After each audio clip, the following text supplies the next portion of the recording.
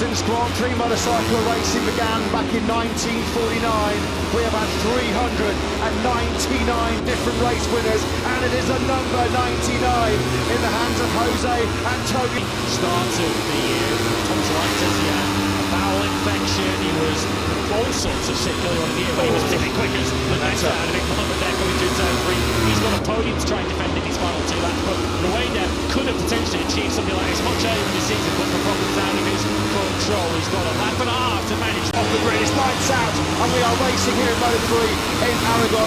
Alonso absolutely nails the perfect launch away from that 5th pole position. Obviously, he'll lead the field in this tight first corner. But Keras has made a strong start from 4th place on the Leopard Hot Berry in the 36 bike, and moving up into 3rd place. Luca Lanetta's following as well from that second row. Lanetta 6 to 4. And Holgado also got away well. He's gained at least a couple of places. He's at the inside of Kelso's Rueda. He's right up to Keras. He's going to go into the second. But Lanetta's going to take them too. Lanetta, how aggressive was Lanetta there on the 58 bike, picking up Jose Antonio Rueda. He almost found a way through onto Keras as well, through the double left-hander turns 4 and 5. And that early jostle is already giving Alonso a bit of breathing space at the front of this Grand Prix. In fact, he's already nearly 7/10 of a second clear through sector 1. Dream scenario this for David Alonso, with a couple of Hondas right behind him. Rueda not in a position ready to go with him, and he's losing another place now to Danny Holgado, who's on the inside into turning right to Holgado, now up into 4th.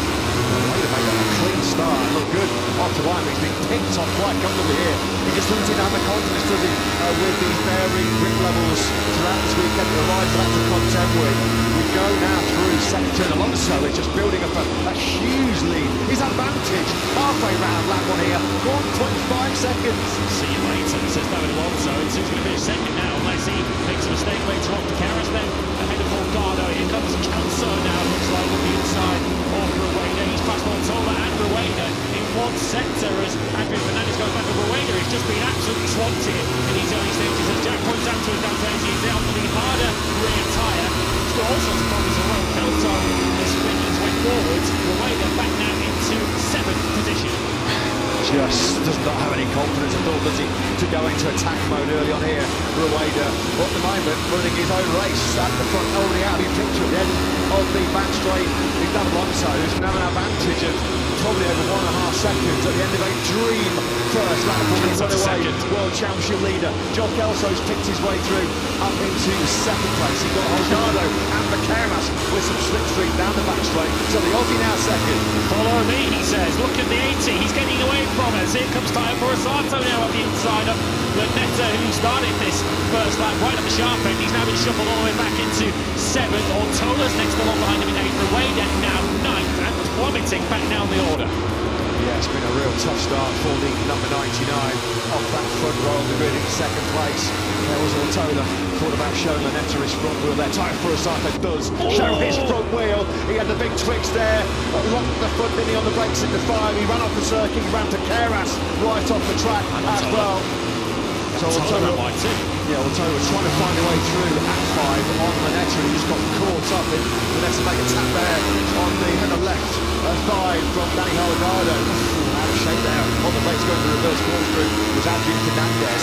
So Ortola's now 13th. I think that's him at the top of the picture, just sending him inside of Tatsuki Suzuki. Behind them is Munoz, who's had an even worse first lap and a half. Munoz is way down the field now, currently in 13th spot.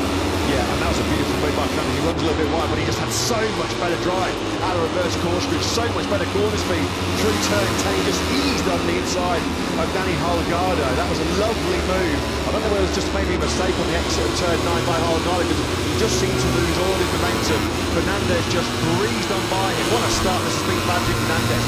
17th, he launched away on the line, and he's already up into the podium places, about to complete lap 2. Sensational from the Leopard Honda rider. Yeah, for breakfast this morning, our colleague in pit lane, Jack Appleyard, fancied a bit of Adrian Fernandez today. Oh, that was on the proviso that the race was going to be wet, although it's largely dry here. Fernandez is charging himself up into contention, up into 3rd place. So far on this lap, Alonso's lead has not increased over Kelso. It started the lap at 1.6. It is still 1.6. It's the chasing packer following Kelso's instructions to stay behind him. It's working at the moment. David Munoz has had a terrible start to this Aragon Grand Prix, qualified third, he was back in 12th. Adrian Fernandez is getting on with this, he eases alongside Joel Kelso. This is the battle for second place, he's the fastest rider on Turkey, he was half a second quicker than David Alonso. The gap down to 1.6 seconds, a 2:05.342, the best lap so far from Adrian Fernandez, who's he's gained 15 places in 2 laps. Well, we saw yesterday in qualifying, Alonso was able to get himself up to the limit earlier than anybody else. He had such huge advantage halfway through qualifying. He was on for a second clear on the field. They did then close in. So Alonso's in a position now where he's got no one to sort of gauge himself against. He's just doing his own thing. But Fernandez is just looking at what's going on ahead of him and just gauging off of those. Through the first sector, the lead remains 1.6 seconds between Alonso and Fernandez. We're looking back to find Luca Lanetta, who's back in 19th. Champions and Tusa is right behind him. He's up in the top 10. One of the first couple of laps he's had. Most significant progress for Colin Vaya, who started 9th. Started this lap 3 down in 10th place. He's picked up a couple of spots already on this lap up to 8. There is your race leader then. The number 18, very familiar territory. We've seen this a few times over the last year and a half or so. It's time for a starter coming from a long one way back on Holgado. Kicks the Spanish rider off. Down the hill, tricky braking zone at the turn 12 in front of the iconic Aragon wall. Pretty intense battle this for second place behind David Alonso, already peeling left into turn 15. Now this is all about the slipstream. Who can pick up the drive grip in these greasy conditions down this 968-metre backstraight. Rueda trying to get the slipstream behind Joe off last month. It's not a given though, as Vaya goes all in for what would be a hugely significant win in terms of the championship.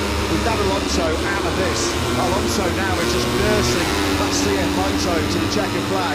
That was limitation now for Alonso as he sits in a very lonely 4th place, which is not a given. Kelso's got time. Kelso's only 1.1 seconds behind Alonso, so it could get worse. The Aussie could pick him up and drop him back to 5th the way it's going.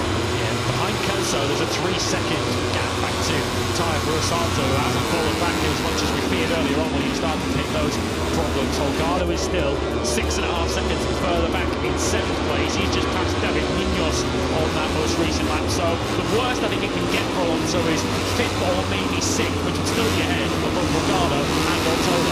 Joel Esteban further down has just taken the last points for the place for Prix. Scott Coleman 15th now from Esteban on the curves down the hill. Into 14 we go. That mistake on that new tarmac patch on the previous lap of turn 12. Rueda has responded, and he's responding kindly. That's a real significant advantage now back to Vaya. It's over 3/4 of a second. They power down the back straight. 2 corners remaining. There'll soon be 2 laps remaining for Jose Antonio Rueda. History beckons for the 18-year-old Spaniard. 3 previous podium finishes. He loves racing on Spanish soil as well. 2 of his 3 podiums previously have come in Catalonia, just 3-hour drive away from this Aragon circuit. He starts lap 16 of 17 with a commanding 8/10 of a second lead.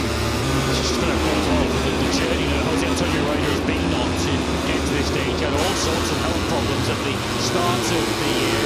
Tonsillitis, he had a bowel infection, he was all sorts of sick earlier on in the year, but he was particularly quick as Lanetta had a big moment there coming through turn 3.